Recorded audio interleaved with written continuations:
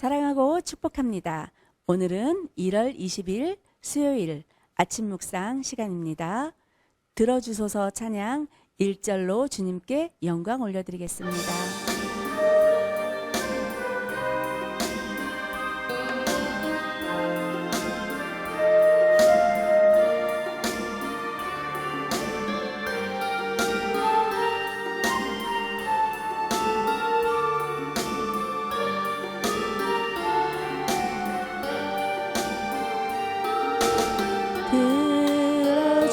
들어주소서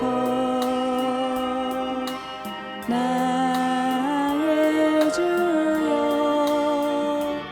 내 영혼의 소원을 밝히소서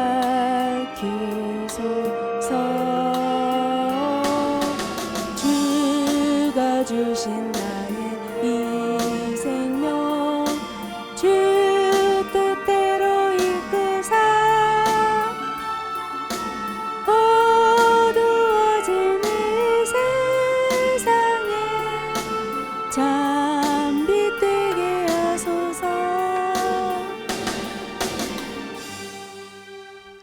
오늘 은혜 받으실 말씀 마태복음 5장 1절부터 16절까지입니다. 제가 봉독해 올려드리겠습니다. 예수께서 무리를 부시고 산에 올라가 앉으시니 제자들이 나아온지라 입을 열어 가르쳐 이르시되 심령이 가난한 자는 복이 있나니 천국이 그들의 것이며 애통하는 자는 복이 있나니 그들이 위로를 받을 것이며 온유한 자는 복이 있나니 그들이 땅을 기업으로 받을 것이며 의에 줄이고 목마른 자는 복이 있나니 그들이 배부를 것이며 긍휼히 여기는 자는 복이 있나니 그들이 긍휼히 여김을 받을 것이며 마음이 청결한 자는 복이 있나니 그들이 하나님을 볼 것이며 화평하게 하는 자는 복이 있나니 그들이 하나님의 아들이라 일컬음을 받을 것이며 의를 위하여 박해를 받은 자는 복이 있나니 천국이 그들의 것임이라. 나로 말미암아 너희를 욕하고 박해하고 거짓으로 너희를 거슬러 모든 악한 말을 할 때에는 너희에게 복이 있나니 기뻐하고 즐거워하라. 하늘에서 너희의 상이 큼이라. 너희 전에 있던 선지자들도 이같이 박해하였느니라. 너희는 세상의 소금이니 소금이 만일 그 맛을 잃으면 무엇으로 짜게 하리요. 후에는 아무 쓸데없어 다만 밖에 버려져 사람에게 밟힐 뿐 아니라. 너희는 세상의 빛이라. 산 위에 있는 동네가 숨겨지지 못할 것이요. 사람이 등불을 켜서 말 아래에 두지 아니하고 등경 위에 두나니 이러므로 집안 모든 사람에게 비치느니라. 이같이 너희 빛이 사람 앞에 비치게 하여 그들로 너희 착한 행실을 보고 하늘에 계신 너희 아버지께 영광을 돌리게 하라. 인도의 영원한 정신적 지도자이면서 예수님을 따라서 무폭력 저항운동을 벌였던 마하트마 간디가 했던 말이 있습니다. 그는 청년 때 영국으로 유학을 가서 산상수훈을 읽게 되고 크게 감명을 받아서 예수를 믿으려고 교회를 찾아갔습니다. 그러나 식민지인 인도에서 왔다는 이유로 교회 안에는 들어가지도 못하고 냉대를 받고 쫓겨나게 되었습니다. 여러 차례 시도하였지만 돌아오는 것은 차별과 냉대뿐이었습니다. 결국 그는 기독교인 되는 것을 포기하고 이런 말을 남겼다고 합니다. 나는 예수를 좋아한다. 하지만 크리스천은 좋아하지 않는다. 왜냐하면 그들은 예수를 닮지 않았기 때문이다. 오늘 본문은 예수님께서 팔복을 통하여 천국 백성의 그 삶의 태도에 대해서 가르쳐주고 계십니다.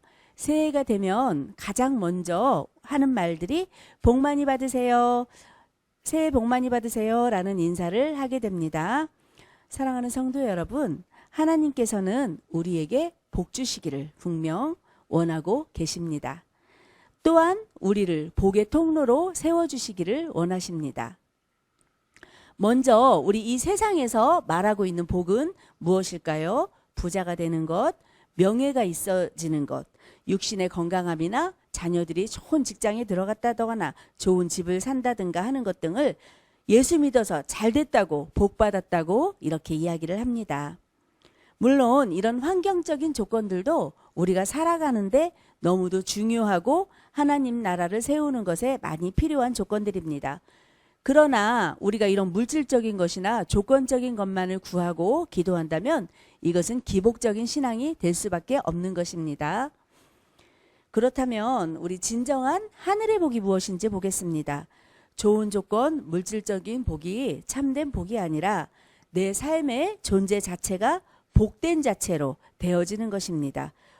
천국을 소유한 자는 이미 하나님의 복이 되는 사람입니다.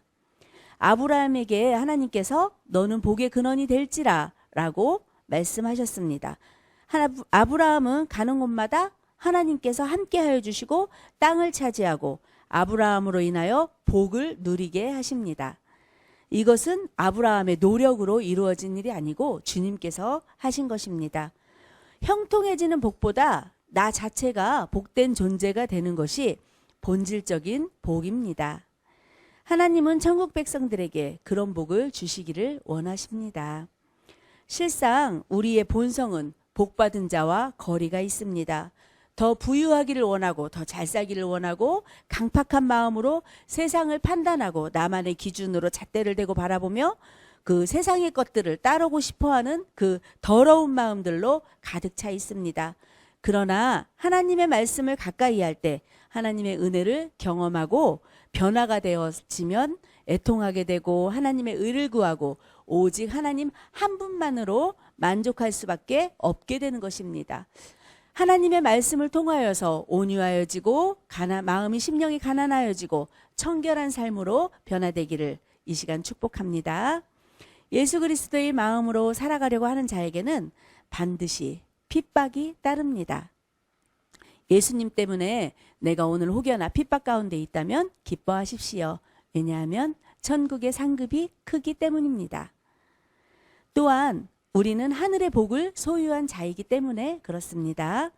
예수님은 우리를 향해서 세상의 빛과 소금이라고 말씀하셨습니다. 소금은 아주 소중하고 가치 있는 물건입니다. 소금 간을 하지 않은 음식은 어린 아기들도 고개를 돌려버리고 먹지 않습니다. 소금은 맛을 내기도 하고 썩은 것을 썩지 않게 해주고 부패되는 것을 막아주기도 합니다.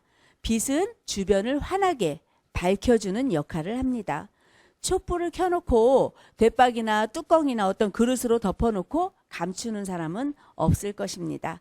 빛은 어둠을 밝혀서 사람들이 어둠 속에 있는 것을 보게 합니다. 사랑하는 신원의 성도 여러분, 소금은 녹아져야 그 역할을 감당할 수가 있습니다. 또한 소금이 짠맛을 잃으면 아무 쓸모가 없게 됩니다. 빛이 되려면 태워져야 밝아지고 따뜻하게 해줄 수가 있는 것입니다. 이처럼 성도는 세상에 썩어가고 부패되는 것을 방지하고 어두운 부분에 빛을 비추며 그렇게 살아야 합니다. 산 위에 있는 동네를 숨길 수 없는 것처럼 성도는 말만이 아닌 거룩한 삶으로 영향력을 미쳐야 합니다. 하나님의 말씀을 읽고 아는 데에 그치는 것이 아니고 이제는 삶 가운데서 적용되어지기를 소망합니다. 내가 가지고 있는 물질과 재능과 시간과 마음을 가지고 주님 앞에 나아가기를 바랍니다. 세상을 향해서 나아가기를 소망합니다. 더 이상 어둠 속에 갇혀있지 않고 세상에서 눈에 보이지 않는 하나님을 드러나게 하며 믿지 않는 이들에게 하나님께 나아갈 수 있는 그러한 축복의 통로가 되시기를 소망합니다. 왜냐하면 그것이 하나님께서 기뻐하시는 천국을 소유한 성도로서의 삶이기 때문에 그렇습니다. 기도하시겠습니다. 사랑의 하나님 감사를 드립니다. 주님께서는 우리에게 소금이 되어라고 하시지 않으셨습니다. 빛이 되어라고 하시지 않으셨습니다. 이미 우리는 빛이며 소금이며 세상 가운데서 나아가서 정말 하나님께 영광을 드러내고 하나님의 거룩함을 드러내며 주변에 보이지 않는 곳곳에 우리의 손길이 미치고 우리의 마음이 미치고 우리의 재능과 시간을 들였고 헌신되어져서 그것이 하나님 나라에 거룩한 영향력을 미칠 수 있는 그러한 삶이 되기를 소망합니다. 이 시간 우리 신원의 성도들에게 그러한 영향력이 마음껏 발휘되어 줄 수 있도록 그 마음 가운데 불일 듯 일어날 수 있도록 하나님 역사하여 주시옵소서. 예수님 이름으로 감사하며 기도드렸습니다. 아멘.